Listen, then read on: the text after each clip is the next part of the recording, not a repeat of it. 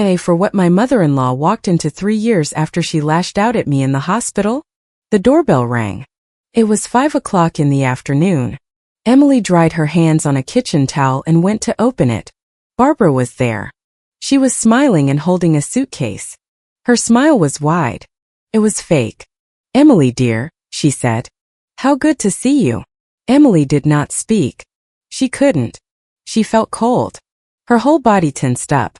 She remembered the incident, the pain, the hospital. 3 years ago. Jacob arrived at her side. He saw Barbara. His face changed. It became hard, cold. "What are you doing here?" Jacob asked. His voice sounded deep. Barbara tried to come in. "I am coming home, son. I have traveled a lot. I am tired." Jacob did not move. He blocked the door. "This is not your house. Leave." Barbara stopped smiling. Her eyes widened. "How are you speaking to me, Jacob?" "I am your mother." "You were my mother," he corrected. "Before you laid a hand on my wife. Before you destroyed everything." Emily watched, saying nothing, and took a deep breath. Sophie was playing in the living room. She shouldn't be scared. "That is in the past," Barbara said. Her tone was soft. "It was a mistake, a moment of poor judgment. I have come to fix it." "There is nothing to fix," Jacob said. "You have 3 minutes. Then I am calling the police." Barbara looked at Emily. Her eyes begged. "Emily, please say something. You are a good person, you understand." Emily felt a lump in her throat, looked at Barbara, and saw the woman who had struck her. She saw the mother-in-law who had constantly criticized her, but she also saw a tired, lonely older woman. "No," Emily managed to say. Her voice sounded hoarse. "You cannot come in." Barbara turned pale. She clung to her suitcase. "Not even a glass of water." "After 3 years." "Not even a glass of water," Jacob confirmed. "Leave." Barbara did not move. She seemed determined. She put a foot on the threshold. "I need to talk to you both. It is important." "Nothing you say matters to me," Jacob said. "And what if Sophie matters to you?" Barbara asked quickly. The mention of her daughter's name made Emily react. She felt fear. An old instinctive fear. She moved closer to Jacob. "Do not talk about her," Emily said. Her voice was firmer now. "You have no right." "She is my granddaughter," Barbara insisted. "No," Jacob cut in. "She is not. She does not know you, and she will not know you." Barbara closed her eyes for a moment. When she opened them, there were tears. "Please, I just want to see her. 1 minute, then I will leave. I promise." "No," they both repeated at the same time. The silence was heavy. Sophie could be heard singing inside. A little children's song. Barbara listened. A tear rolled down her cheek. "She sounds like you, Jacob. When you were little." Jacob did not answer. His jaw was clenched. "I am asking you for the last time," Barbara said. Her pride was fading. "Let me come in to talk. Then I will leave forever if you want." Jacob looked at Emily, asking a question with his eyes. Emily hesitated. She did not want Barbara inside. But maybe it was better to talk. Close the chapter once and for all. Forever. She nodded slowly. Very slightly. Only Jacob saw it. 10 minutes, he said harshly. You only speak. You touch nothing, you do not go near Sophie, then you leave. Barbara nodded, relieved. She entered, passed into the foyer and looked around. Everything was different. The furniture, the color of the walls, her pictures were no longer there. She took a deep breath. You have changed a lot of things, she commented. Everything, Jacob said. Everything changed. Barbara nodded. She followed Jacob to the living room. Emily walked behind, always vigilant. Sophie was on the carpet. Seeing the stranger, she stayed still. She grew serious. She stood up and ran toward Emily, hiding behind her legs. Hello, little one, Barbara said. Her voice trembled. I am your grandmother. Sophie did not answer. She rested her face against Emily's leg, looking at her with suspicion. Do not talk to her, Jacob ordered. Sit there. He pointed to a chair far from the sofa, far from Sophie. Barbara obeyed, sat down, and placed her hands on her knees. They were trembling. Thank you, she murmured. Do not say thank you, Jacob said. He stood like a guard. Speak, you have 9 minutes. Barbara took a breath, looked at her hands, then at them. I have been thinking all these years. I was wrong. I am sorry, I am truly sorry. It is useless, Emily said, speaking for the first time since they came in. It fixes nothing. I know, Barbara said. But it is the only thing I have. A plea for forgiveness and apology. I was out of line. You had the baby, you were weak, and I was jealous. Jacob frowned. Jealous of what? Of her, Barbara said, looking at Emily. Of your life with her, of your new family. I was no longer important. I felt displaced and I got very angry. That does not justify what you did, Emily said. Her voice was clear. You struck me. Fresh out of the hospital with stitches, crying. I know, Barbara repeated. Tears fell uncontrollably. Now I remember it every day. Every night. I have gone to a counselor, I have done therapy, I have tried to change. Too late, Jacob said. Perhaps, Barbara admitted. But I wanted you to know that I have tried to fix myself to deserve this. An opportunity. Emily looked at Sophie and stroked her hair. Her daughter, her reason to heal, she could not risk her even a little bit. There is no opportunity, Emily said calmly. You made your choice. Jacob made his. This is our life now. Without you. Barbara nodded as if she expected it. I understand. And what if I do not ask to see her? What if I just want to hear about you, to know that you are okay? We are okay, Jacob said. Thanks to you leaving. Barbara bit her lip. The wound was deep, but she deserved it. I am glad, she whispered. Truly, I have thought about you every day. I have prayed. Keep your prayers, Emily said. We needed peace and we have it. Barbara looked around again. She saw Emily's books on a table. Psychology, childhood trauma. She saw Sophie's toys. She saw a picture of the 3 of them on the shelf, smiling at the beach. A family without her looks happy, she said, pointing to the photo. Sophie looks loved. She is, Emily said firmly. Barbara nodded. She stood up. Her legs seemed weak. My 10 minutes are up, she said. I am leaving. She walked toward the door slowly. Jacob and Emily followed her in silence.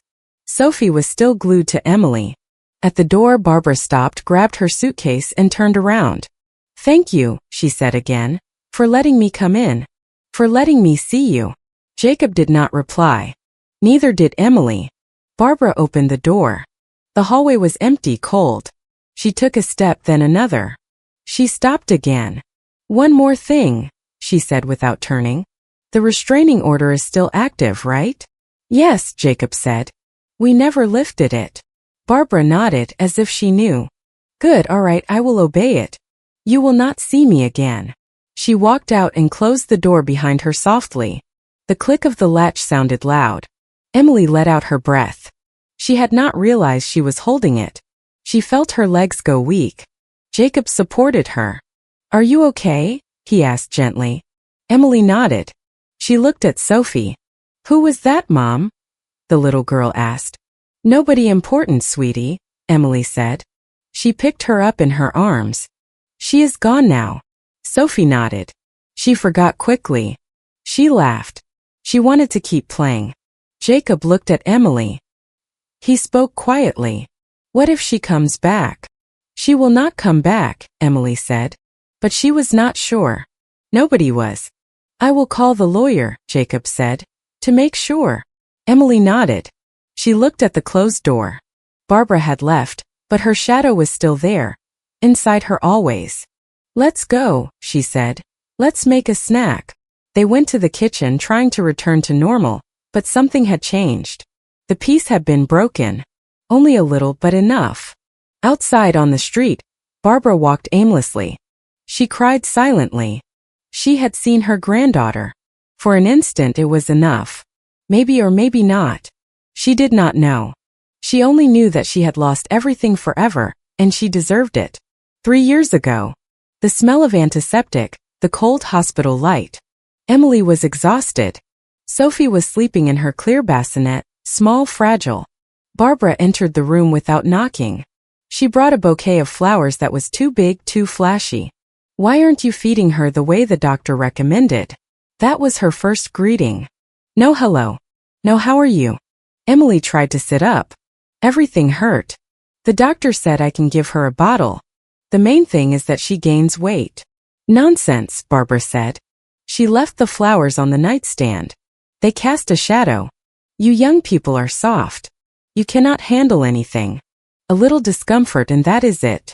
In my day, Emily did not hear the rest. A sharp pain ran through her abdomen. The stitches! She cried out softly, involuntarily. Sophie woke up and started to cry. Look what you have done, Barbara said.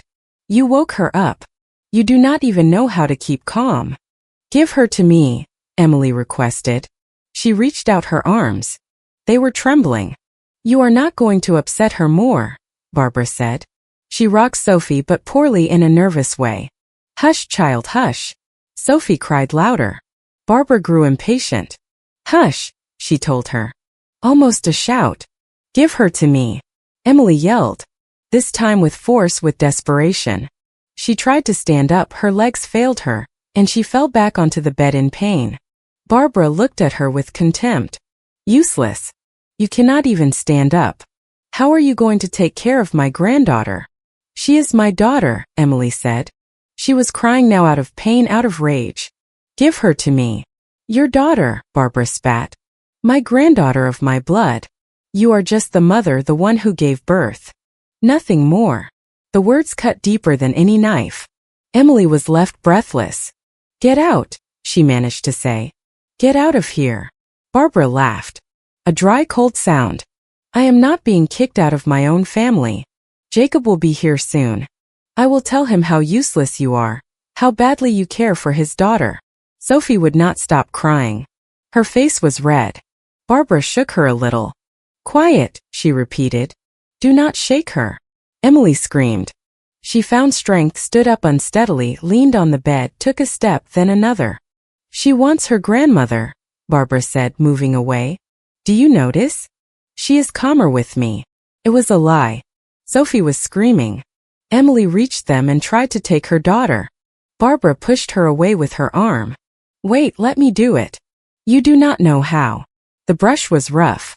It hurt, but it was not that. It was the rage, the helplessness.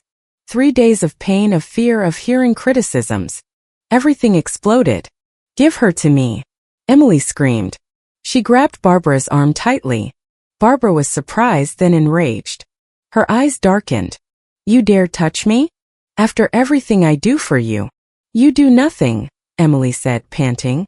You only criticize, you only cause harm. Give me my daughter. Barbara looked at her arm where Emily was holding her. Then she looked Emily in the eyes. She smiled. An ugly smile. No, I will not give her to you. And now let go of me. No, let go of me. No. The strike was fast. A short sound in the silent room. Except for Sophie's crying. Barbara's hand crossed the air. She struck Emily's cheek hard. Emily fell backward against the bed. The pain was blinding, a ringing in her ears, a taste of blood in her mouth. She saw stars. Barbara stood still, panting, with Sophie crying in her arms. She looked at her hand, then looked at Emily on the floor. She did not move to help her. The door burst open. Jacob was there. He was carrying a balloon, a bag of baby clothes. His smile vanished instantly. He saw the scene. His wife on the floor, holding her face, her lips split. His daughter crying in his mother's arms. His mother, standing with her hand still half raised, her eyes full of fury, then fear. What Jacob started, he did not finish. He understood everything quickly. He dropped the balloon, the bag, and crossed the room in 2 steps. He took Sophie from Barbara's arms, carefully but firmly. He placed her in the bassinet. The baby was crying softer now, exhausted. Then he turned to his mother. His face was a mask. Emily had never seen him like this. Not before or since. What have you done? He asked. His voice was a dangerous whisper. Jacob's son. She grabbed me. Barbara started. What have you done? He roared. This time it was a shout, a sound that filled the room. Barbara took a step back. She started it. She attacked me. trying to take the baby away from me. Jacob did not listen to her. He knelt next to Emily. He touched her gently, saw her marked red cheek, her split lip, her eyes full of tears and terror. "My love," he whispered. His voice broke. "It hurts," Emily managed to say, trembling. Her whole body was shaking. Jacob helped her up. He sat her on the bed carefully, as if she were made of glass. Then he turned to Barbara. His gaze was like ice. "Get out," he said. Simple. Clear. "Jacob, listen to me," Barbara pleaded. The tears were starting now, late fake. "Get out," he shouted. He pointed to the door. "Right now and never come back. She is my granddaughter." Barbara yelled desperately. "No," Emily screamed from the bed with a voice she did not recognize. Broken strong. "She is not. Not anymore. Get out." Barbara looked at them both. At Jacob, firm, at Emily, hurt but defiant. She saw that she had lost everything. "You will regret this," she said to Jacob. Her voice was venomous. "She will drive you away from me. You will see. You will be alone." "I would rather be alone than with someone like you," Jacob said without hesitation. "Get out, or I am calling security." Barbara grabbed her purse, walked toward the door with fake dignity. At the door she turned around. "You are my son, my blood. You will come back." "No," Jacob said, and he closed the door behind her. The final blow. Silence. Only the sound of Emily's breathing, ragged, tearful. Jacob ran to her, hugged her tightly. She let him, trembling. "I am sorry," he kept saying over and over. "I am sorry, I am sorry, I am sorry. I should not have let her in. I should not have left." "It is not your fault," Emily whispered against his chest. "Yes, it is," he said. His voice was broken. "I swore to protect you both and I failed." A weak whimper came from the bassinet. "Sophie." Emily let go, approached the bassinet. She picked up her daughter, cradled her, sang to her softly, a meaningless song, just soothing sounds. The baby calmed down, fell asleep exhausted from crying. Emily looked at her, then looked at Jacob. She saw his face full of pain, guilt, rage. "Never again," Emily said. Her voice was clear now, strong. "Never again near her. Do you hear me?" Jacob nodded, stepped closer, hugged them both, forming a circle, a shield. "Never again," he promised. "I swear it on everything. Never again." They cried. All three of them. Until a nurse came in, alarmed by the noise. She saw Emily, her face marked. She called the doctor. She called security. They asked questions. Jacob told everything. Without hesitation. Without protecting his mother. They filled out paperwork. A police report. A restraining order, all fast, all on the same night. Barbara tried to return an hour later, crying, apologizing. Security did not let her pass. Jacob looked out into the hallway. He saw her far away, small, screaming his name. He did not answer. He returned to his family. That night Emily did not sleep. She watched Sophie, touched her to make sure she was okay, that she was breathing. Jacob sat in a chair guarding the door like a soldier. The rift opened wide, deep, between the before and the after. The family that was and the family that would have to be. Without Barbara, without forgiveness, just the three of them against everything. At dawn Emily spoke. "The house," she said. "I cannot go back. Not with her nearby." "We will go to my apartment," Jacob said. "It is small, but it is ours. Only ours." Emily nodded. She looked at Sophie sleeping. Innocent, unknowing. "We are changing her name," Emily said suddenly. "What?" "I do not want her to have her middle name. Hers. I do not want anything of hers in my daughter." Jacob looked at her. Then he nodded. Without hesitation. "Whatever you say." And so it was. When they left the hospital, they did not go to the family home. They went to Jacob's small apartment. They started from scratch, with fear, with pain, but together with a promise. Never again. The rift never closed. It grew larger over the years. It filled with silence, with therapy, with nights of nightmares, with days of fear that the doorbell would ring. Until today, 3 years later, when the doorbell rang and Barbara returned thinking that time heals everything. But some rifts are too deep. Some wounds never heal. You just learn to live with the pain, to hide it until someone scratches the scab and it bleeds again. The silence was short-lived. Sophie broke the ice. Who was the lady, Daddy? She asked with her clear voice. She was still in Emily's arms. Jacob took a deep breath. He looked at Emily, searching for an answer. She was a person we will not see anymore, Emily said. Soft, firm. Why was she crying? Sophie insisted. Because she behaved badly, Jacob answered. He knelt in front of his daughter. Sometimes grown-ups behave badly and then they are sad. Sophie nodded as if she understood. At 3 years old, the world was simple. Good and bad. Then she got tired of the topic.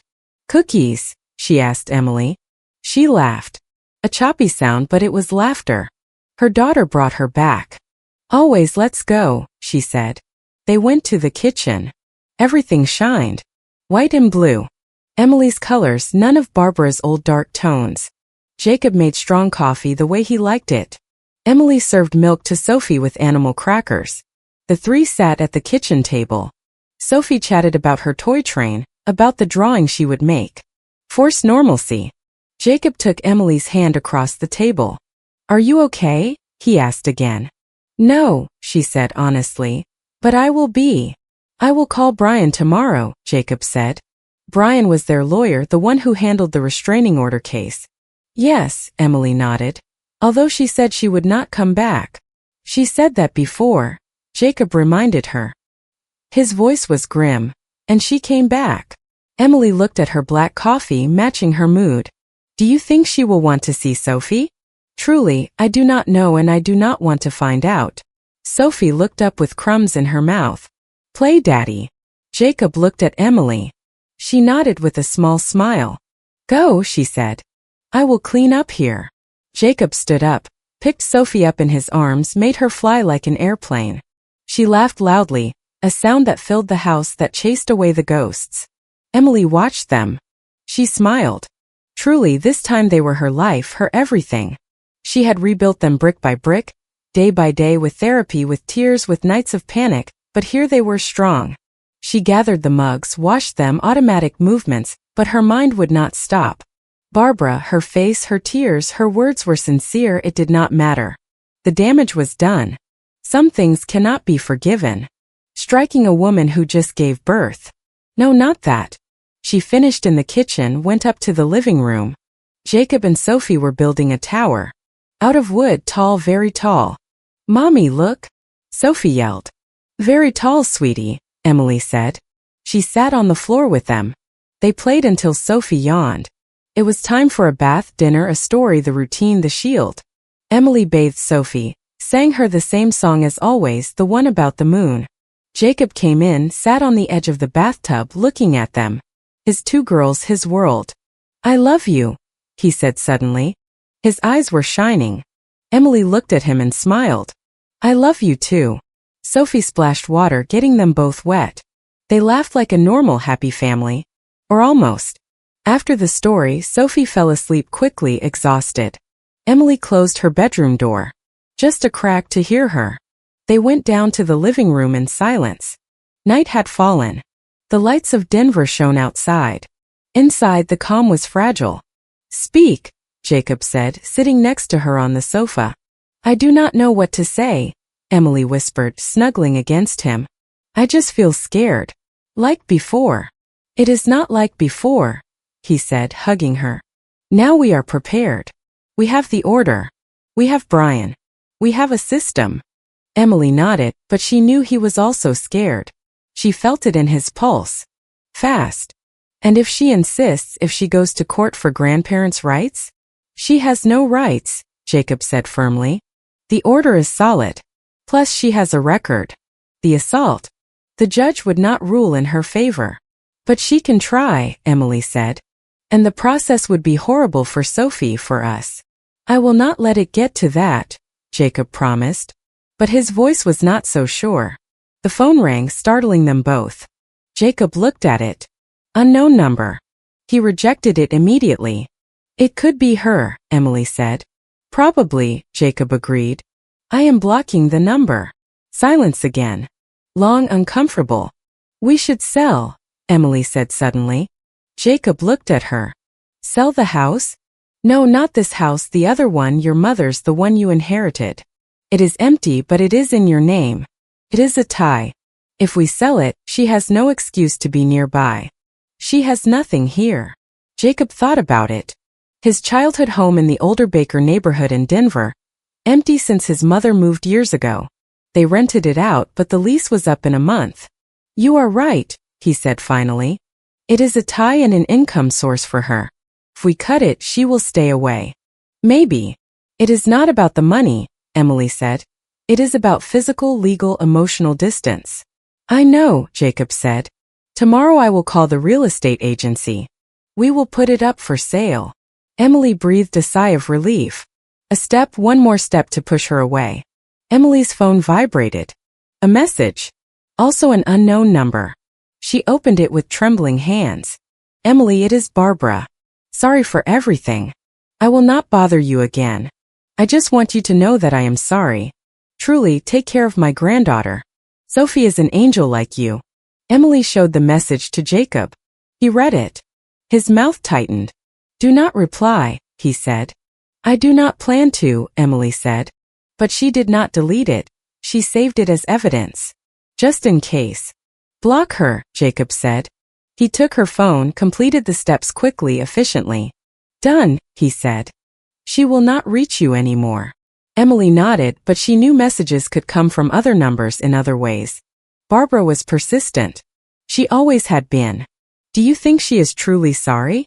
Emily asked. She did not know why. Maybe she needed to hear it. Jacob sighed. He ran a hand through his hair. Maybe now, but the damage is done. Sorry does not help now. She should have been sorry before. Before raising her hand against you, before destroying us. Yes, Emily whispered. It was true. She knew it. But a small, weak part of her wanted to believe in forgiveness, in redemption. But that part had led her to open the door today. And look at the result. Let's go to bed, Jacob said. We are exhausted. They went upstairs in silence. They brushed their teeth together as always and got into bed. Jacob hugged Emily from behind.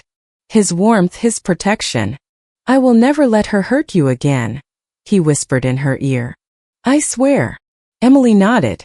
She closed her eyes, but she did not sleep. She listened to the noises of the house, the wind outside. What if she called again? What if she came? She slept poorly with broken dreams. Barbara at the door. Always knocking, calling, with Sophie in her arms, walking away, laughing. She woke up sweating. Jacob was sleeping deeply beside her. She got up, went to check on Sophie. She was sleeping peacefully. Her little angel face breathing softly. Emily sat in the chair in the room, watching her like she used to do the first few months, full of fear that something would happen. Now the fear took another shape, but it was the same, older, deeper. She went back to bed. Jacob moved, hugged her without waking up. She let him. She closed her eyes, thought about therapy, about the tools she learned. Breathe, count, ground yourself. It worked a little until a light sleep overcame her, ready to jump at the first noise. Outside on the street, a car drove by fast. Its light swept the room. 1 second, then darkness again, like her peace.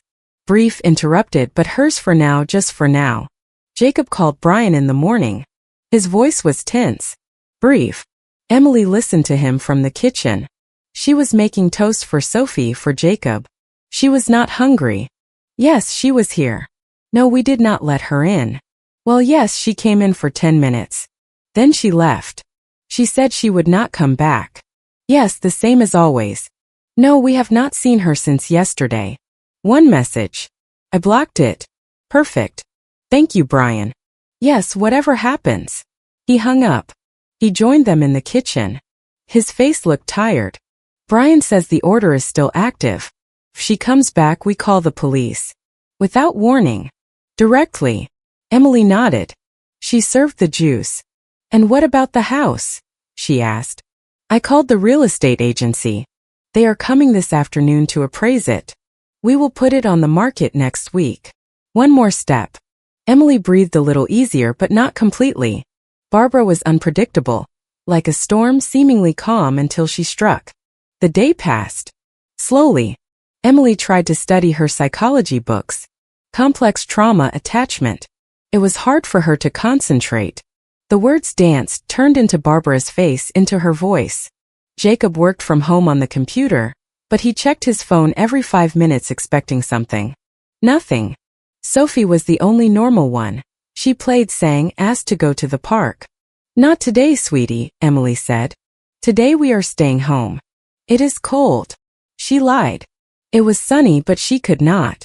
Not with Barbara loose out there, maybe waiting in the doorway on a bench watching. Evening fell. They had dinner early, spaghetti with marinara sauce, simple the way Sophie liked it. They were seated, about to start, when the doorbell rang, freezing everyone. A fork fell onto Sophie's plate. Clink. Jacob stood up, went to the door, looked through the peephole, made a face of annoyance, of exhaustion. It is her, he said quietly. Emily stood up. Quickly. She placed a hand on Sophie's shoulder as if protecting her, even though the door was closed. Do not open it, she whispered. I do not plan to, Jacob said. But the doorbell rang again, long, insistent. Jacob, Emily, I know you are there. Open up, please. It is important. Barbara's voice. High-pitched through the wood. Go away, Barbara. Jacob shouted without opening. Or I am calling the police. Just 5 minutes, please. I have to give you something. It is for Sophie. At the mention of her name, the little girl tensed up. I do not want to, Sophie murmured, holding on to Emily's leg. It is okay, sweetie, Emily said. But her voice trembled. It is from when Jacob was little, Barbara insisted. Toys, books for the girl. I will just give it to you and leave. I swear. Jacob looked at Emily. He hesitated. No, Emily said firmly. Tell her to leave it at the door. To go away. We will pick it up later. Jacob nodded. He spoke through the door. Leave it there and leave now. But it is heavy. It is several boxes. Help me bring them down from the taxi, please. A taxi. So she had not come walking. There was something planned. Emily felt it. A small trap, but a trap nonetheless. No, Jacob said again. You leave them or you take them. You decide. Silence on the other side. Then a thud like a kick to the door. Low with frustration. Fine, Barbara shouted. Her voice cracked. I am leaving them here. I hope you enjoy them. Ungrateful. They heard a noise, something dragging. Then footsteps going down the stairs, fast, angry. They waited 1 minute, 2. Jacob looked through the peephole again. She is gone, he said. There are 2 large boxes. Do not touch them, Emily said. We do not want them. But they are my things from when I was little, Jacob said. His voice carried nostalgia. A little. They are bait, Jacob, Emily said, harsher than she intended. So that you open, so that you talk to her, so that you feel pity. Do not fall for it. Jacob looked at her. He saw her fear, her determination. He nodded. You are right, we will leave them there. Tomorrow the building manager will throw them away. Daddy, what is wrong? Sophie asked, frightened. Nothing, my life, Jacob said, returning to the table, forcing a smile. Eat. The spaghetti is getting cold. They ate in silence. The atmosphere was shattered. Dinner was ruined. Sophie ate little, played with her food, was restless. They finished, cleaned up. Emily washed the dishes. Jacob dried. A familiar dance. Silent. Mommy, Sophie said from the living room. Can I watch TV? Yes, sweetie, Emily said. Anything to distract her. They put on some cartoons. Sophie was hooked immediately. The magical world of the screen, where problems are solved in half an hour. Emily and Jacob sat on the sofa, tired, empty. This cannot go on like this, Emily whispered. It is driving the 3 of us crazy. I know, Jacob said. We sell the house. It is over. She will have no reason to be around. As long as she does not go after Sophie at preschool, Emily said. The thought made her shudder. The preschool has the order. She is not on the pickup list. They will not even let her near. But if she plays the victim, if she cries, people sometimes, Emily started. Jacob interrupted her. She will not.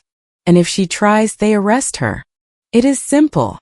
Emily wanted to believe him, but the fear was stronger. A mother's primal fear.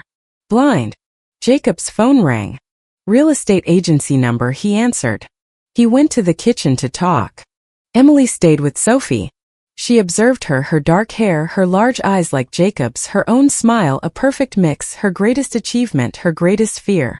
Suddenly Sophie turned, looked at her seriously. Mommy, the mean lady is the grandmother. Emily lost her breath. How did she know? They had never spoken to her about Barbara. Never. What? What makes you think that, sweetie? At preschool. Sarah has a grandmother. She comes to pick her up. Gives her kisses. The grandmother in the photo, Sophie said, pointing to a picture on the shelf, the one of Emily's mother. Smiling. But the lady from yesterday is not the one in the photo, it is another one. I have two. Emily took a deep breath. She went over, sat next to her on the rug. Yes, sweetie. You have two. One is my mom. The one you see in the photo is your grandma. And the other is Daddy's mom. Why does she never come? Why is she mean? How to explain it? To a 3-year-old girl. Resentment, pain.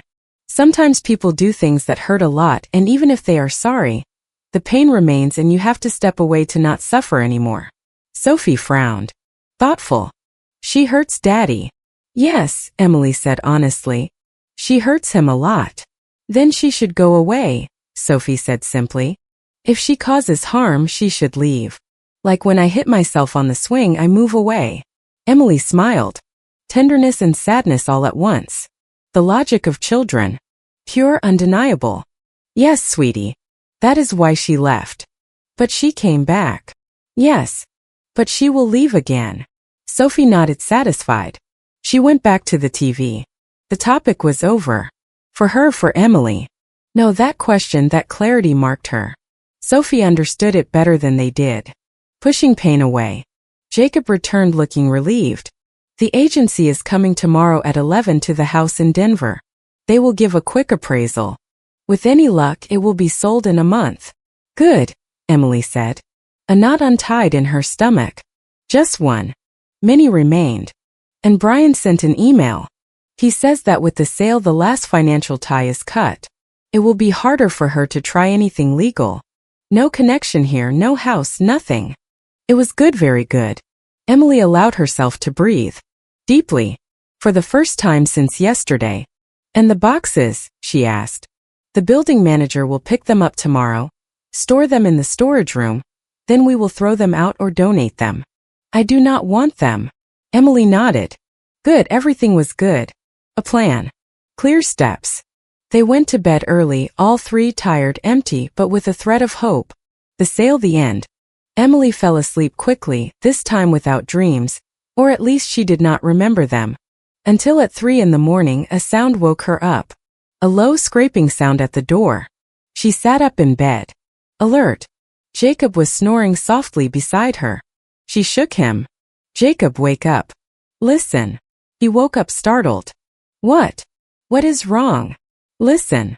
The scraping sound again, like something dragging on the doormat. Then a dull thud and fast footsteps going down the stairs.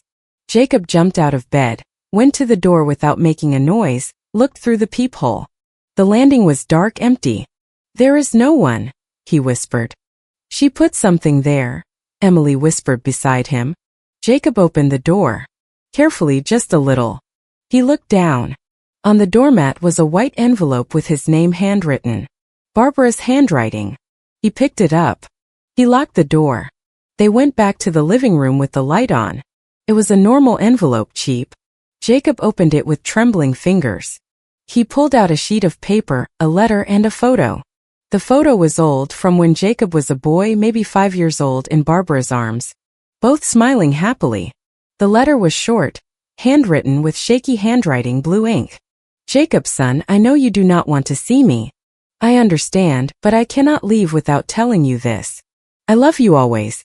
I am sorry for everything, for the damage, for the pain. I do not ask for forgiveness, I do not deserve it. I just want you to know that your mother is dying. The doctor says I have little, very little time. I wanted to see you one last time, you Sophie, Emily, to say goodbye in peace. But I see that it cannot be. I am leaving. You will not hear from me again. Take care of your family. Be better than I was. With all my love, Mom. Jacob read the letter, then dropped it on the table as if it burned. His face was pale white. Emily read the letter. Quickly. The words danced. Dying. Little time. Say goodbye. She looked at Jacob. He stared into space. Shocked.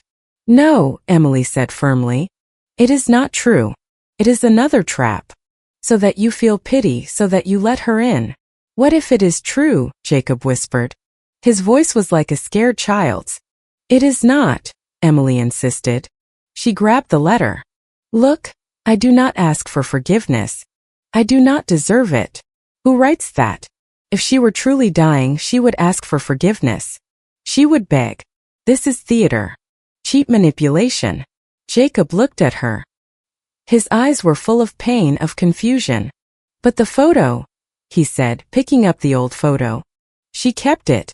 I remember. That day we went to the park. We ate sunflower seeds. She carried me on her shoulders. Jacob, Emily said, softly but firmly. She took his face in her hands. Listen to me, she is using you. She uses your memories, your good memories, to sneak in. Do not let her do it for us, for Sophie. He closed his eyes, took a deep breath. When he opened them, the confusion was gone. Only determination remained. Sad but firm. You are right, he said. You are always right until the end. He tore the letter into small pieces. Then the photo the same into many pieces. He dropped them into the trash can.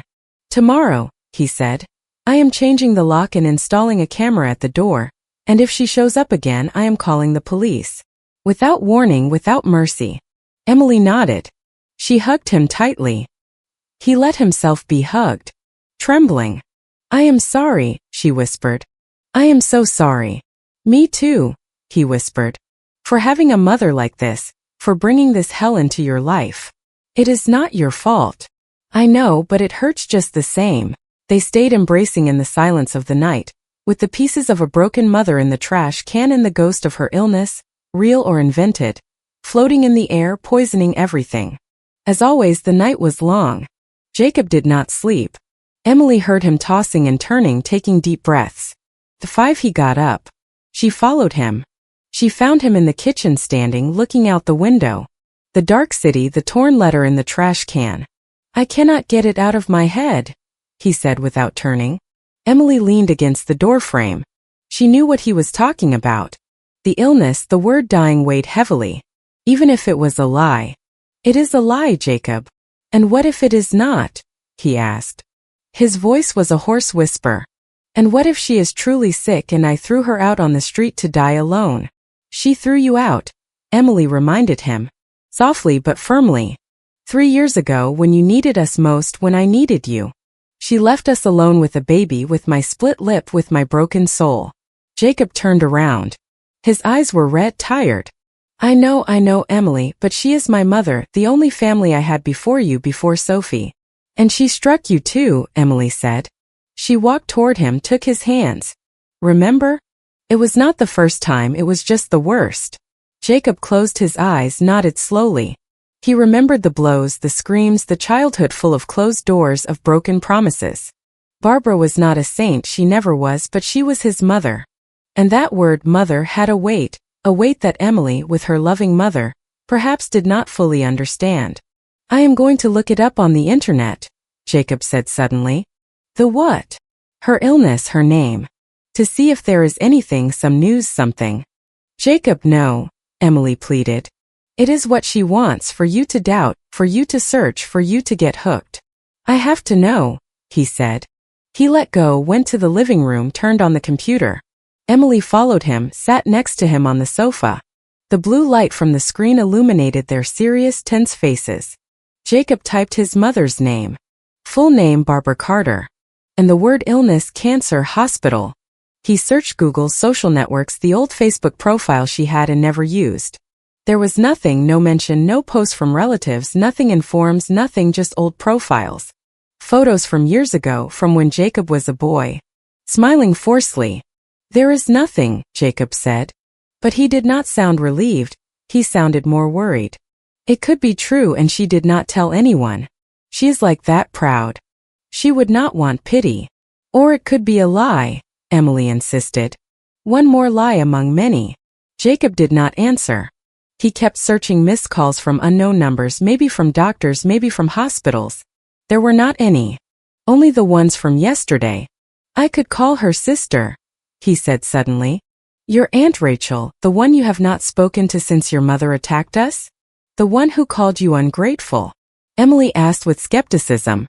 Yes, she would know if it is true. And she would lie to you to protect your mother. She has done it before. Jacob dropped his head into his hands. A sound of frustration, of pain. Then what do I do, Emily? Ignore it?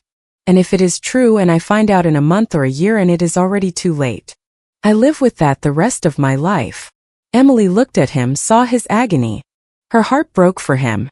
She loved him, that is why she wanted to protect him. But she also knew that some questions, if left unanswered, act like poison. Call, she said finally with a sigh. Call Rachel. Ask, but do not give her details. Do not tell her she was here. Just ask about her health and hang up without committing. Jacob looked at her gratefully. He nodded. Thank you. He looked for the number in his phone. One saved years ago without a name, just a number. He dialed it. He put it on speaker. It rang once, twice, 3 times. A woman's voice, hoarse, a smoker's voice, early morning. Yes. Who is it? Aunt Rachel, it is Jacob. A long silence. Then a snort. Jacob, my nephew, the ungrateful one. To what do I owe the honor? Jacob gritted his teeth. He breathed. Just one question about my mother. Is she well? Health-wise. Another shorter silence. Why do you care now? Just answer, Rachel, please. She is fine. Fit as a fiddle. Why? What did she tell you? Jacob looked at Emily. His eyes said, I knew it. She felt relief and rage. More rage. Nothing, just asking. Thank you. Wait, Jacob. What is going on?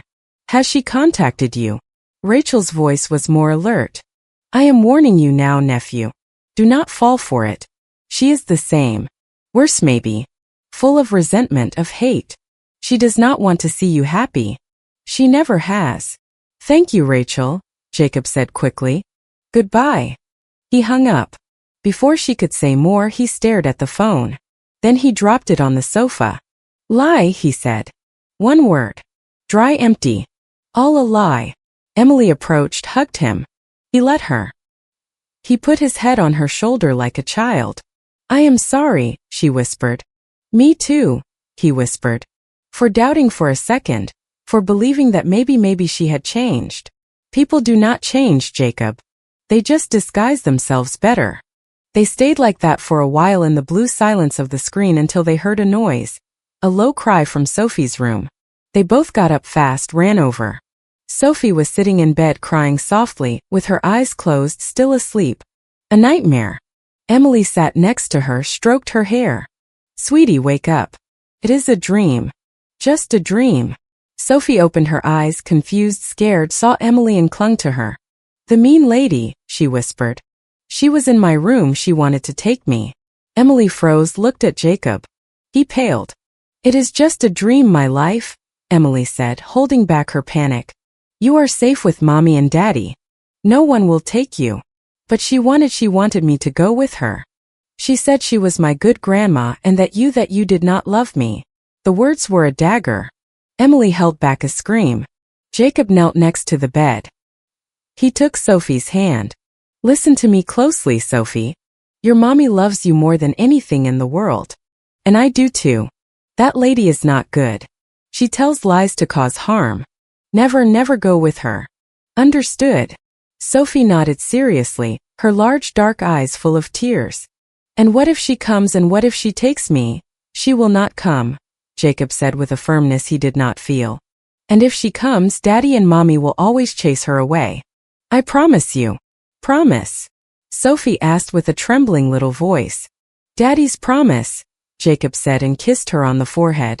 Emily lay down with her in the small bed. She hugged her, sang her the moon song until she fell asleep again. Peaceful, or so it seemed. Jacob stayed in the doorway watching them. His family, his everything. The rage boiled inside him, cold, solid, this time not against his mother, against himself for doubting for a second, for letting Barbara's shadow enter, even into his daughter's dreams. When Emily came out half an hour later, she found him in the living room getting dressed in dark clothes. It was almost daylight. "Where are you going?" she asked, alarmed. "Out to the street. To find those boxes. To see what she brought us and then throw them in a faraway dumpster. Where it does not smell. Jacob. It is 6 in the morning. Exactly, nobody will see me. I will go with you. No, stay with Sophie in case she comes back. I do not want her to be alone." Emily wanted to protest, but he was right. They could not leave Sophie alone. Not even for a minute. Not now. "Be careful," she said and gave him a brief, intense kiss. "Always," he said and left. Emily stayed in the hallway. She heard the door close softly. Then she went to the living room window, saw Jacob go out the building door. He looked both ways, picked up the 2 large boxes from the ground, carried them with effort, took them to his car, a small compact sedan, put them in the trunk and started it. He drove away. Emily breathed. She leaned against the window. The day was starting gray, cold like her mood. Jacob took an hour. When he returned he smelled like cold. Like the street. He brought 2 coffees and pastries. "And?" Emily asked, taking a coffee. She desperately needed the caffeine. "Garbage," Jacob said. His voice was flat, empty. "Broken toys, old books, baby clothes, mine dirty, reeking of mothballs and lies. I threw it all in a construction dumpster in Aurora, far away." "Good," Emily said. She took a sip. The coffee was hot. It burned a little. She liked it. It woke her up. "There was one thing," Jacob said. He was not looking at her. He toyed with his pastry. "A photo from when I was born, her and me. In the hospital." She was smiling, she looked happy. Normal, like any mother. Emily did not say anything. She waited. "I tore it up," he continued. "I tore it into 1,000 pieces and I threw it away too. Because that mother does not exist. Maybe she never existed. It is just a photo. A lie on paper." He fell silent. He swallowed hard. Emily saw that he was fighting not to cry, to keep himself together. For her, for Sophie. She stepped closer, took his hand. "I know," she said. "And I am so sorry. I do not want to feel anything for her," Jacob said. His eyes were shining. "Nothing, not rage, not pity. Nothing. I want her to disappear from my head, from my life forever." "She will not disappear," Emily said softly. "But we can put her away in a far place where she will not hurt us, like the boxes in a dumpster in Aurora." Jacob gave a small smile. "Sad. You are the strongest person I know." "No," she said. "Just a scared mother like you, a scared father." They hugged there in the kitchen with the dawn entering through the window. Golden, fragile like their peace, always fragile. A sound came from the bedroom. Sophie awake, singing a meaningless little song about a sun coming up. Emily and Jacob separated. They smiled. The same smile, tired but full of love. "Let's go," Emily said. "Our boss has woken up. To make breakfast." "At your command," Jacob said, and went for the milk, to the fridge, to normal life or the closest thing to it. Meanwhile, on the street, on a distant bench, a figure watched the building with cheap binoculars. She saw the light turn on in the kitchen. She saw the silhouettes moving. She saw the girl peek out the window for a second. Then the curtain closed. The figure lowered the binoculars. She smiled. A joyless smile, cold, determined. The boxes were just the beginning. The hook was set. She knew it, she felt it. Now to wait for the doubt to do its work, for the guilt to eat them inside like a worm, slow, steady. She stood up, walked away quickly. She had things to do, plans to prepare. The game was not over, it had only just begun, and this time she would not lose, she would never let him go again. Sophie's preschool was a happy place, full of colors, drawings on the walls. The director, Lisa, was a woman in her 50s, kind, strict. Emily trusted her. Today, however, Lisa's smile was tense. "Emily, can I speak with you for a moment?" she asked when picking up Sophie. Emily felt a chill. She nodded. She followed Lisa to her small office. Sophie stayed at the door playing with a stuffed animal. Come in. Have a seat. Emily sat down. Her hands were sweaty. Is something wrong? Is Sophie okay? Sophie is perfect. She is a charm. But a woman came today asking for her. Emily's heart stopped. Then it started beating very fast. A woman, what did she look like? Older. About 5'5". Blonde hair a bit unnatural, dressed in brown. Very insistent. She said she was her grandmother, that she wanted to see her. Just a moment. And you? Emily asked, holding her breath. I told her she was not on the authorized list, that she could not see her. She got angry. She said it was absurd, that she had the right. I asked her to leave. She said she would come back with a police officer if necessary.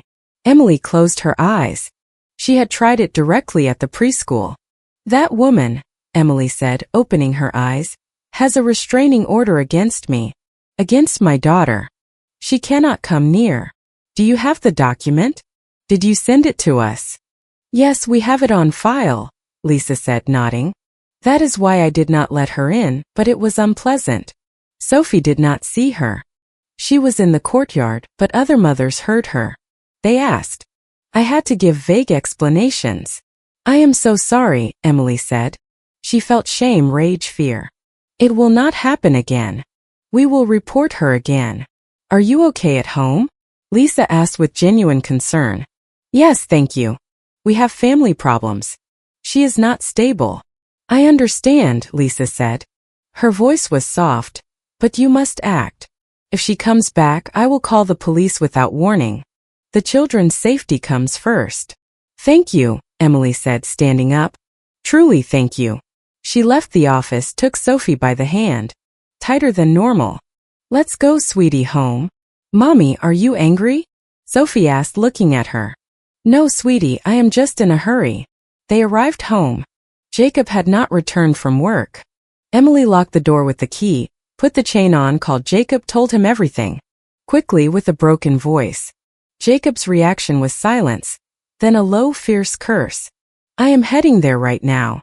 No, Jacob, stay at work. Finish. I am fine. With the door locked. Call Brian. Right now, tell him about the preschool. It is a violation of the order, right? Yes. It is a clear violation. I am going to call him. Then I am coming home. Do not go out. Do not open the door for anyone. I will not. He hung up. Emily sat on the sofa. Sophie climbed onto her lap. Mommy, why are you sad? I am not sad, my life worried. That is all. Is it because of the mean lady, the one from my dream? Emily looked at her. How did she know? Children smell fear. Yes, she said honestly. But do not worry, Daddy, and I will fix it. Will they put her in jail? The question was direct, innocent, harsh. I hope so, Emily whispered. Then she regretted it.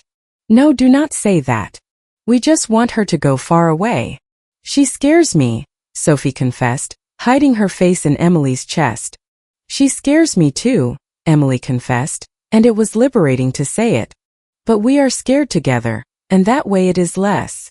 She hugged her daughter tightly. The little girl let herself be hugged for a long time until the ring of the phone startled her. It was Jacob. I have spoken with Brian. He says it is serious, very serious. Going to the preschool is harassment and it is a crime. Tomorrow we go to the police station to file a new report with the director's details. That could mean arrest or a large fine. And most importantly, they might have her committed. If the judge sees she is a danger. Committed where? To a psychiatric center. Mandatory evaluation. Brian says that with her record and this, there are possibilities. Emily did not know whether to feel relieved or scared. Committing Jacob's mother was extreme, but perhaps necessary. She was a dangerous person. Yes, to a little girl. Yes, to her. Yes. All right, she said. Whatever has to be done. I will be there in half an hour. I spoke to my boss. I am leaving early. Keep the door locked. Yes. He hung up. Emily prepared a snack for Sophie, bread with chocolate. Her favorite. The girl ate in silence, watching her mother.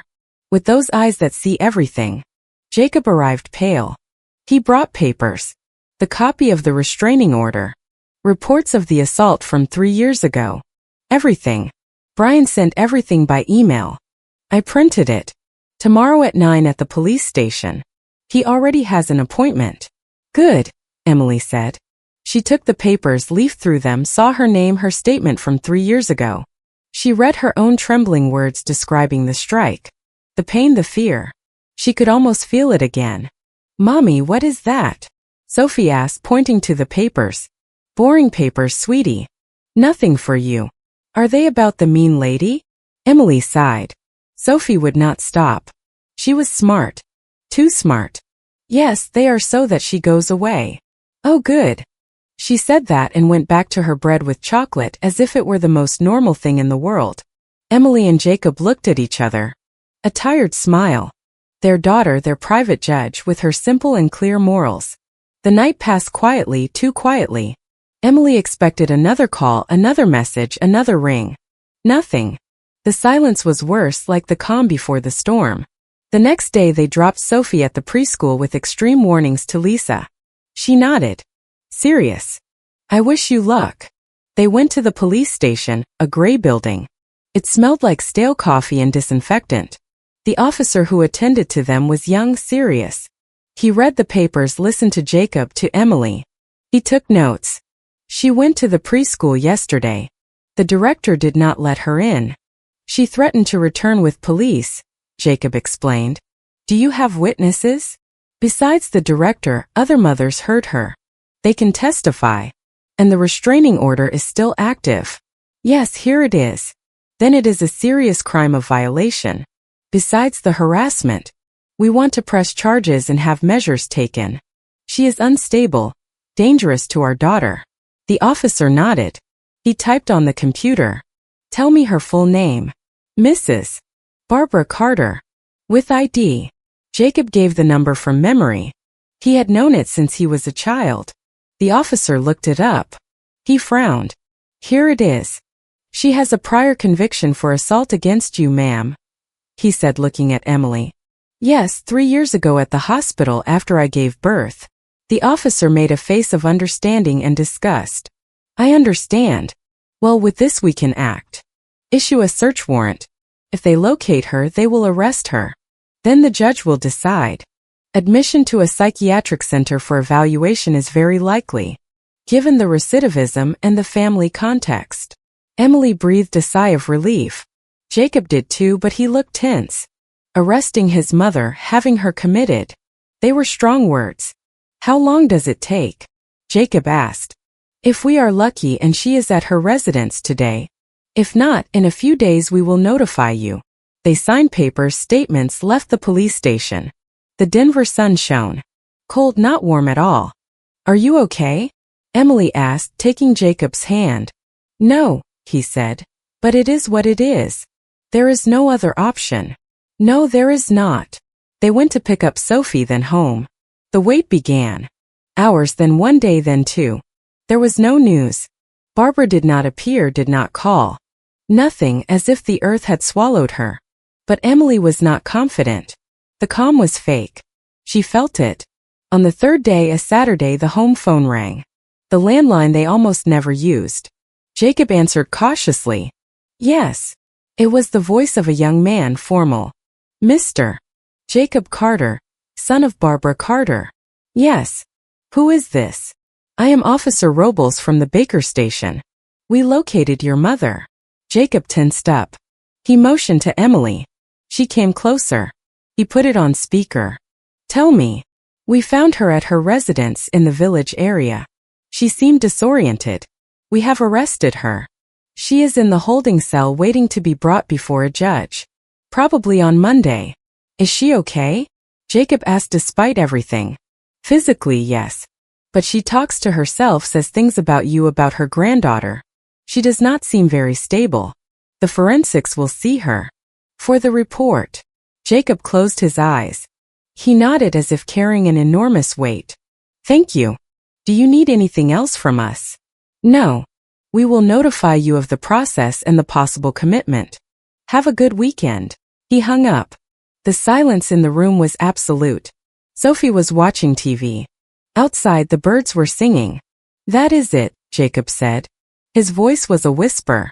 Arrested. She will be committed. It is over. Emily hugged him. She felt his body tremble. He was crying silently, tears of relief, of pain, of mourning for a mother he never had. It is over, Emily repeated. And she wanted to believe it, truly. But in her heart a small voice whispered, not so fast. With Barbara it never ends, it only changes shape. Always. The paper trembled in Jacob's hands. Emily read it over his shoulder. The legal words tangled, but the message was clear. Another trap, older, deeper. Is this legal?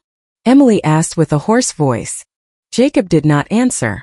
He went inside the house, left Sophie playing, went to the living room, called Brian, put it on speaker, read the clause to him, then the handwritten message. The silence on the other end was eloquent. Brian, Jacob said, is this possible? Let me see the complete will. But if it is an authentic copy, yes, it is possible. Your father could dispose of his assets as he wished. If he named your Aunt Margaret executor and put the house in a trust, Barbara does not have full ownership, but she has a life estate, I suppose, and great influence over Margaret. She is her sister-in-law. They were always close. And can I sell the house? Jacob asked with desperation. No, not directly. The trust is set up for your education and that of your descendants. The sale would require the agreement of the executor, and very likely judicial authorization. And if Barbara opposes it, claiming it is the family home or whatever nonsense, the judge could deny it. It is a mess, a very big mess. Emily sat down. She was gasping for air. The house. Her last hope to cut the tie. It was not possible. Barbara had foreseen everything years ago. What do we do? She asked, looking at Jacob. His face was distorted. We fight, Brian said decisively. We sue to annul the trust. We claim undue influence from Barbara over your father on his deathbed, or over Aunt Margaret. It is difficult but not impossible. We need evidence, testimonies, time, and money. Money we do not have, Jacob said bitterly. We have spent it all on lawyers these years. I know, but there are other ways. We can try mediation with Aunt Margaret. Offer her a percentage of the sale, something so she yields. If she is on Barbara's side, she will not yield, Emily said. Everyone has a price, Brian said with professional cynicism. We will find out. Send me a picture of the document. I will investigate. And do nothing. Do not go to that house. It is what she wants. For you to go, Jacob, for you to talk to her. Do not fall for it. They hung up. Emily took the document, examined it. The will was old. From 15 years ago. When his father died of cancer, Jacob was 20. Barbara took care of him. Or so she said. Did you know? Emily asked softly. About the trust. Jacob shook his head, rubbing his eyes. No, Dad never talked about that. He only said the house was mine when he was gone. But he was very sick at the end. Barbara handled everything, the medicines, the papers, the doctors. And she convinced him. Emily whispered. To tie you down forever. Yes. So I could never escape completely, even if I left, even if I had you. The house. The house was the final chain, and I did not know. Sophie came into the living room with her favorite doll. Daddy is sad. Jacob forced a smile. He hugged her. A little, sweetie. But I will get over it. It is because of the bad papers. Yes, because of the bad papers. Sophie looked at him with her serious eyes. Then she gave him a kiss on the cheek. A kiss cures everything. The teacher says so. Jacob pressed her against his chest, closed his eyes. Emily watched them. Her man, her child, trapped in the web of a woman who did not know how to love, only to possess. That night Jacob could not sleep. He got up, went to the balcony, smoked a cigarette. He had quit years ago. But tonight he needed the smoke, the bitter taste. Emily joined him, leaned on the railing. The cold air gave her goosebumps. What are you thinking about? She asked. About the house, about my father, about how he died. I was at the university.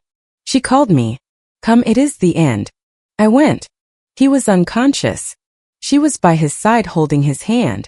She seemed the perfect widow, in pain, strong. Then when he died, she turned to me. Her eyes were dry. And I knew it was a prison, not a comfort. That is why you left, Emily said. It was not a question. Yes. A few months later I got a job in Denver. I left. She took it as a betrayal. You leave like your father. You abandon me. The calls started. The unannounced visits, the criticisms until I met you. And then Sophie came and she knew she had lost forever. That is why she exploded, because she could no longer control me. And that is why she keeps going, Emily said. Because giving up would be admitting she lost. And she never loses. Jacob threw the cigarette butt. She saw it fall, a red dot in the darkness. I have to go, he said suddenly. Where? To the house. In Denver. To see her, to talk to her alone. Jacob, no. That is exactly what she wants, and it violates the restraining order. I will not tell Brian. I will go alone to tell her to stop trying, that she has no power anymore, that piece of paper does not scare me, that we will fight and we will win. It is madness. It is dangerous. It is necessary. I need to look her in the eyes. Tell her one last time. For me. To be able to move on. Emily looked at him. She saw the determination in his face, the desperation. She knew she would not convince him. And maybe he was right. Maybe he needed that face-to-face closure, like a final morning. If you go, I go with you, she said. No, you stay with Sophie. And I will record. If she calls me, if I go, call her. Put it on speaker. Record everything. Just in case. Just in case what? Emily asked with fear. In case something happens. In case we need more proof of her actions. Emily wanted to protest, but she nodded. It was his plan, the only one they had. Tomorrow, Jacob said. While Sophie is at the preschool, we will both go. You wait in the car with the engine running. I go in, I talk, I come out. 10 minutes. 10 minutes, Emily repeated like a mantra. Not one more. The next day they dropped Sophie off with a lump in their throats. Emily kissed her daughter as if it were the last time. Then they headed towards Denver. The house was an apartment in an old stone building with wrought iron balconies. It seemed asleep, innocent. Jacob parked half a block away. He looked at Emily. Ready. Record. Emily nodded. She picked up her phone, opened the recording app. Jacob dialed Barbara's number. He put it on speaker. It rang once, twice, 3 times. Jacob. Barbara's voice. Surprised, hopeful. I am downstairs on the street. Open the door. We talk. 5 minutes. You are here. Her voice trembled. Just open. Or I leave. A click. The building door unlocked. Jacob took a deep breath. He looked at Emily. Hit record. Emily pressed the button. She nodded. Jacob got out of the car, crossed the street, disappeared inside the building. Emily waited with the phone in her hand, recording the silence. Her heart was beating so fast she feared it would be heard on the recording. 1 minute, 2, 3. Inside. Jacob went up the stairs. It smelled musty. Old. He reached the 3rd floor. The door was ajar. He pushed it. He entered. Barbara was in the living room, standing by the window, dressed in black as if in mourning. The room was full of heavy furniture, dark curtains, photos of Jacob everywhere, as a child, as a young man, like a shrine.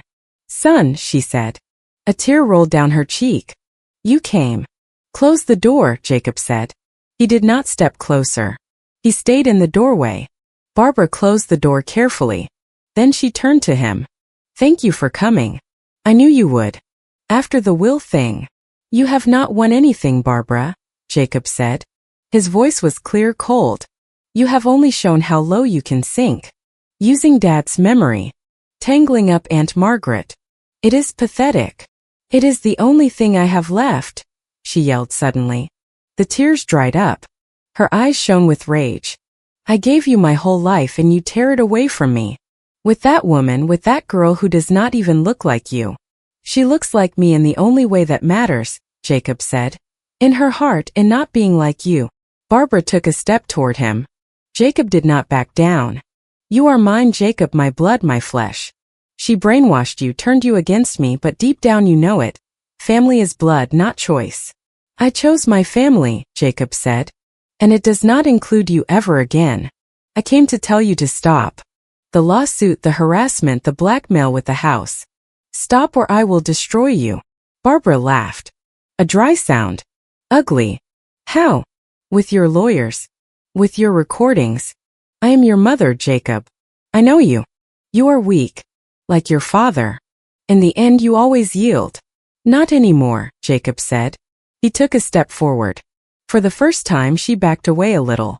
I have seen what you are capable of doing, and I have seen what I am capable of doing to protect my own. I am not weak. I am the wall that stands between you and them, and I am not going to move. Even if you lose the house? Even if you spend every last cent? Barbara asked with a twisted smile. The house is stone and cement. My family is my life. Choose. I already chose, Barbara said. Her voice dropped to a venomous whisper. I chose not to give up. If I cannot have your love, I will have your hate. But I will have something always, even if it is seeing you suffer the way I suffer. Jacob looked at her. Really looked at her. He saw the emptiness in her eyes. The abyss. There was no love there, only possession. And now pure resentment. He felt pity for a second. Then it left, replaced by an infinite exhaustion. All right, he said. So be it. This is the last time we see each other, the last time we speak. Whatever comes now will be through lawyers or police officers or judges, but not from my mouth to your ears. You died to me today. Barbara turned pale as if the words were physical. A blow. No, do not say that. It is the truth. Goodbye, Barbara. Jacob turned around, grabbed the doorknob. Wait, she screamed. Her voice cracked into a shout. Jacob, please do not leave me alone. I beg you. I am your mother. He stopped without turning. You were, he said. And he opened the door. He walked out. He went down the stairs quickly, hearing his name yelled, cried over and over like an echo in the tomb of his childhood. He went out the building onto the street into the cold air. He took a deep breath as if climbing out of a well. He crossed to the car. Got in. Emily looked at him. His face was white, but his eyes were dry. Are you okay? He asked. Yes, he said. And it was true. For the first time in years he felt light, empty but clean. Let's go home. Emily stopped the recording, started the car. They drove away without looking back. The house. The woman in the window yelling, crying, grew smaller and then disappeared. In the silence of the car, Jacob spoke. She is finished. Truly this time. Not by the laws but inside. She has broken, and she knows she cannot glue me back together. She knows I have seen her emptiness and it scares her. Emily nodded. She took his hand. It was cold but firm. And the house? She asked. Let her keep it, with her stone and cement, with her rotten memories. We have our home wherever the three of us are. That is the only thing that matters. And as they drove back home to Sophie, to their life, Jacob knew it was true. He had gone to the monster's lair, and he had come out not as a hero, but as a man. A man who had finally buried his mother and could finally live in peace. 2 weeks passed. Nothing from Barbara. Silence. A silence that for the first time was not threatening. It was just silence. Jacob moved on.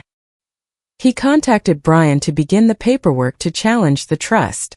Although with a less heavy heart. The house did not matter anymore. It was a formality, an administrative battle, not an emotional one. Emily resumed her studies. The trauma therapy she read now had another meaning. Not just to heal others, to understand her own history, to explain it to Sophie someday. Sophie gradually stopped asking about the mean lady. Her nightmares spaced out. The routine, that fragile and powerful armor, settled back in until the envelope arrived with a postmark from a village in the mountains. There was no return address, just their address. The handwriting, shaky and old, was unmistakably barbarous. Jacob held it in the hallway, did not open it, left it on the console table in the entrance. It stayed there for 3 days like a paper ghost. Are you going to open it? Emily asked the morning of the 4th day. No, Jacob said, but his eyes went back to it over and over again. I can throw it away directly, right? That would be like being afraid of it. Brian said we keep everything in case it ends up being evidence of harassment. Then open it. And if it is more of the same, we send it to Brian and to the trash. Jacob took a deep breath, grabbed the envelope, and with a sudden motion he tore it, pulling out a handwritten sheet of paper and an old key, one of those with large teeth. He looked at the key, then began to read the letter in silence. His face was expressionless. Then slowly he frowned, a mix of disbelief and profound, enormous sadness. "What does it say?" Emily asked, unable to contain her anxiety. Jacob did not answer. He gave her the letter. Emily took it. She read, "Jacob, if you are reading this, it means I have died, or that I finally found the courage to send it to you. The doctor says it is the former. I hope it is the latter. The illness was not a lie, except that before it was a risk. Now it is a certainty. It is in the brain where I keep all the memories of you. From when you were little, from when you loved me. It is fair. I sold my share of the house to Margaret for $1. She will give you the papers. It is all yours now. Do what you want with it. Burn it, sell it, forget it. The key is for the hallway closet, the high one where I kept the blankets. At the very top, behind the mothball box, there is a blue cookie tin. It is yours. From when you were 10 years old and mine. And there is everything I managed to keep that was good. Just in case someday you wanted to remember that not everything was dark. I do not ask for forgiveness. I know you would not accept it. I only ask that when Sophie asks about her paternal grandmother, you do not just tell her about the monster. Tell her that somewhere at some point there was a woman who loved her son more than anything, and that love twisted, rotted, and turned her into what you see. That is my punishment, living knowing that the love I felt was so toxic it drowned the one I wanted to hold on to. Goodbye, son. Be happy with your wife, with your daughter. It is all I ever truly wanted for you. I swear, Barbara." Emily finished reading. The words floated in the air. Poison and apology, lie and truth, one last masterful manipulation or genuine, late remorse. It was impossible to know. Maybe both. "Do you believe her?" Emily asked carefully. Jacob picked up the key, waited. It was heavy, cold. "I do not know. And it does not matter anymore. The house is mine, that is a fact. We will sell it, and with the money we will pay the lawyer's debts, and whatever is left over is for Sophie's college." "And the tin?" Emily asked. Jacob stared at the key for a long time. "I am not going to look for it," he said finally. "Not now, maybe someday when I can look at it without rage, without pain, when it is just a relic from another life. And if it is another trap, if there is something else in that house, then Brian and the police will handle it. But no, it is not. It is her cage and she is handing it to me. It is her way of surrendering, of saying the war is over." He left the key on the letter. Both things together on the living room table. A strange trophy. A bittersweet victory. The next day a certified letter arrived from Aunt Margaret with the rights assignment documents and a brief note. "It was what your father wanted. She always got in the way. Now she is gone. The house is yours. Do not look for me." Signed with an address from a coastal town. Far away. Jacob signed the papers, sent them back.